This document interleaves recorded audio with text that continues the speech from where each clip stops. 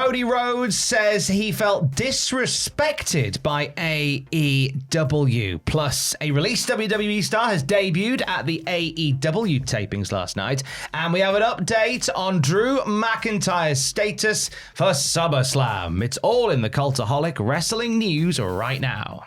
Cody Rhodes used to work for AEW. I don't know whether you knew that, Ross. I heard he started it with a gaggle of other professional wrestlers there, Tom. Yeah, the Buckies, the teacher man that is the champion now, and some guy called Leonard, I think. Right.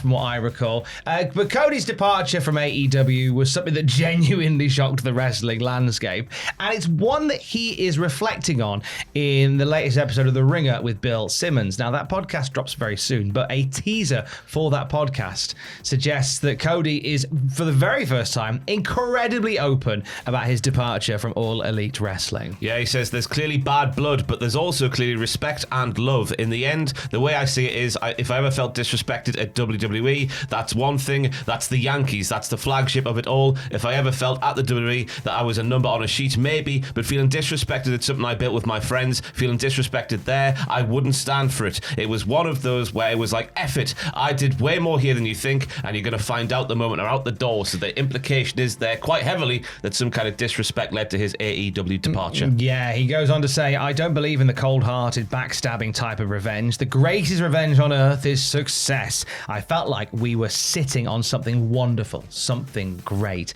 a huge thing potentially. What I was doing with the American Nightmare as a bad guy, as a good guy, something in between. We're sitting on some magic.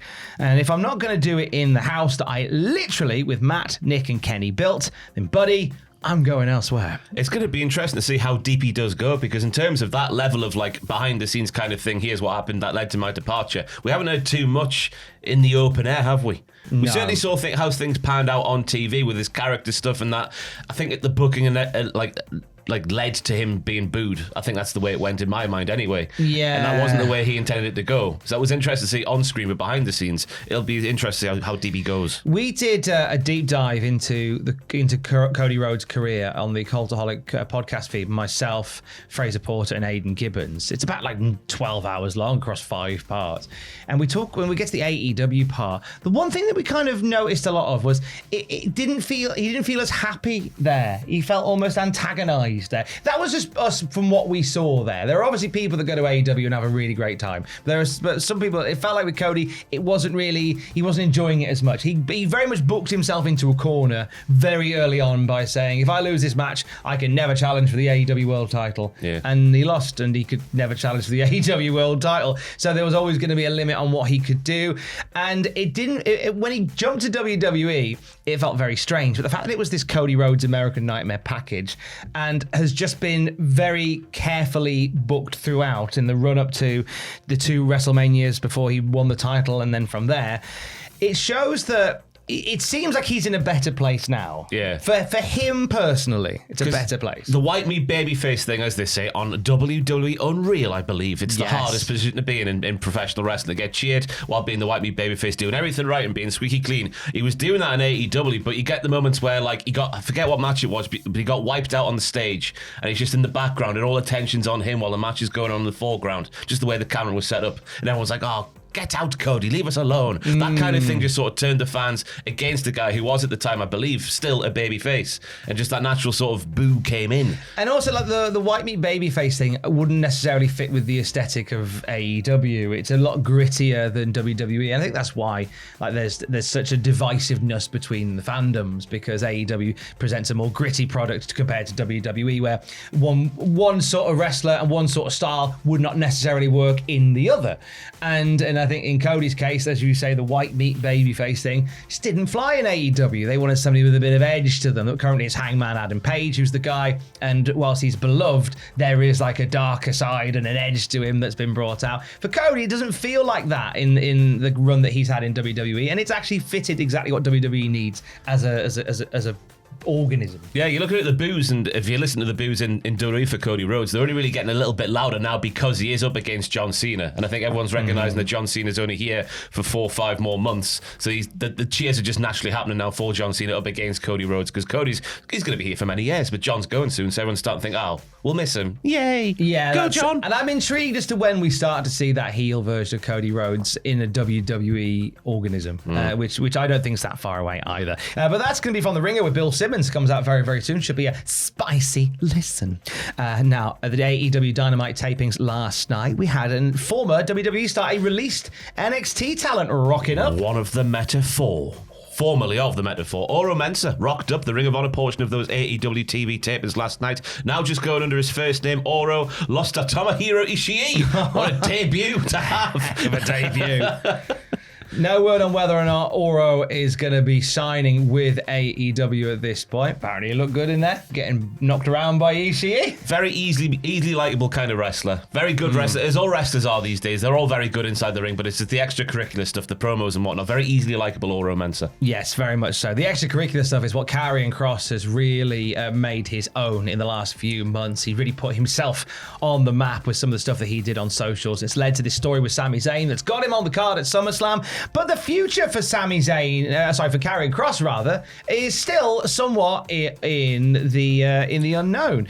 Because on the Battleground podcast, Karrion Kross was asked point blank about his contract status with WWE. I don't think I should talk about any of it right now, but I am hoping when the time is right, everyone will know what's going on, including us. But he did speak highly of the company, which maybe indicates what he might do. Yeah. Or maybe it doesn't, Tom. Maybe he's just being one of those workers. It could be. Imagine us getting worked again.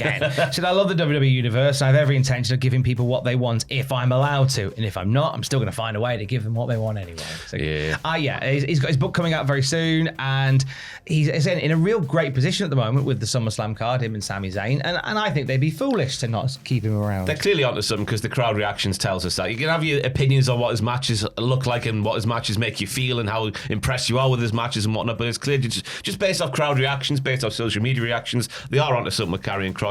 I think the result of that match will be a big telltale sign because the contract is up in August, isn't it? I think that's been well established now. So, if he wins, he stays. If he leaves, if he loses, he leaves. That's what I'm going to predict. Whoever leaves, we all leave. One match at SummerSlam that was up in the air was Drew McIntyre teaming with Logan Paul to face Jelly Roll and Randy Orton. It was earlier in the week. Drew McIntyre announced that having attended a wedding, and I've got a hunch of which wedding he was at, but he hasn't actually shared. Do you? Might have been. Hello. It might have been that one. He was at a wedding. Consequently, he got landlocked and couldn't leave the UK because he didn't take his American passport with him. And The Miz was on Instagram, sort of putting out there to be maybe the tag partner for Logan Paul instead as a plan B.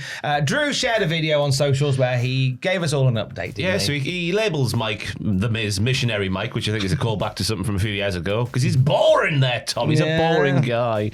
Although with Maurice, is that boring at all, missionary? That's a different conversation altogether. He then confirmed... That's one we'll have in about 3.5 minutes time. Then he confirmed, Drew McIntyre, that he is back in the US with Logan Paul appearing on the video, claiming to have sent the jet, not the one from Gladiators, but I want to fly in to get Drew back in the country. The SummerSlam match is very much on. Yeah. I think it's nice when they put it out there. I think it would have been working into an angle for the show. Oh my God, Drew's not here. What's Logan Paul going to do? Helicopter flies in. Drew jumps out the helicopter. Tope con hello. That's what we should be doing. See, your version was more exciting than mine. My version, I was going to go, let's cut to the airport where he's waiting for his bag. Let's cut to the airport where he's queuing to get through customs. Where is he? He's in the duty-free shop. Drew, get out of the shop, the match is starting. Just in a coma with airport toffee all around his mouth.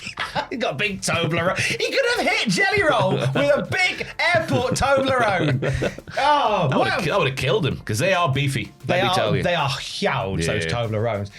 There are better pictures, 9 of them, waiting for you on the Cultaholic YouTube channel right now with 9 pictures for SummerSlam 2025. It kicks off an entire few days of SummerSlam flavoured content. Predictions today with Andrew and Sam. They will be live streaming both nights of SummerSlam, including, I believe, although I don't want to say for certain, but because I don't, they'll be live during the show, but maybe not during the 3 hours of pre-show, but I wouldn't be surprised if they did. Set a reminder, and when they go live, you'll know all about it.